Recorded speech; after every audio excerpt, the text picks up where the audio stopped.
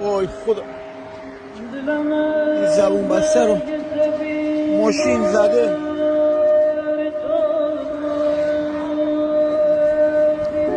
وای طولاش اینجا خدایا. وای خدا، وای خدا، خدایا چرا من امروز با این چیز مواجه کردی؟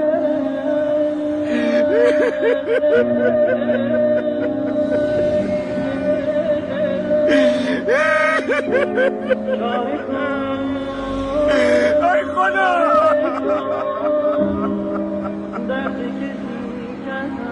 ای خدا چی میکنم از جلال مادرشو. ای خدا کی زده؟ اینو کی زده؟